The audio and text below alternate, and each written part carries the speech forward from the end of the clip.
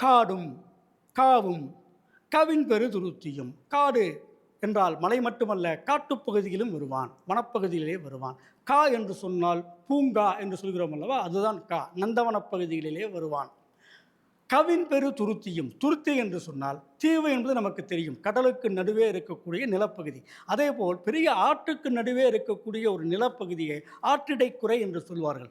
அந்த நிலப்பகுதிக்கு பெயர் துருத்தி என்று பெயர். அப்படிப்பட்ட இடங்களிலும் சில கோவில்கள் கட்டப்பட்டிருக்கின்றன. அப்படிப்பட்ட கோவில்களிலும் அப்படிப்பட்ட இடங்களிலும் முருகப்பெருமானை அழைக்கும் போது அவன் வந்து விடுவான்.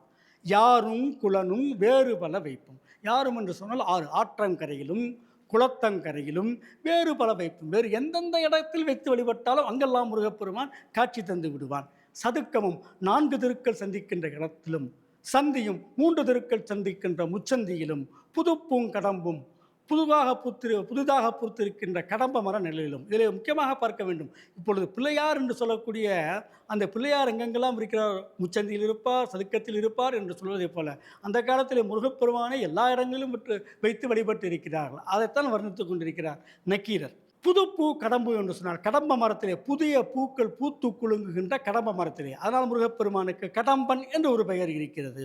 மன்றமும் பொதியிலும் கந்துடை நிலையினும். மன்றம் என்று சொன்னால் மரத்தடியின் கீழ் இருக்கக்கூடிய ஒரு மேடை போட்டு இருப்பார்கள், அதற்கு பேர் அந்த காலத்திலே மன்றம். மக்கள்லாம் ஓரளவுக்கு ஒரு குறிப்பிட்ட அளவு மக்கள் மட்டும் கூடுகின்ற இடம். அடுத்ததாக பொதி என்று சொன்னால் பெரிய அளவிலே மக்கள் கூடக்கூடிய அரங்கம்.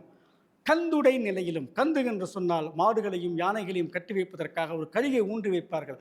கந்து என்று சொன்னால் நிலையான தூண் போன்றது என்று பொருள்.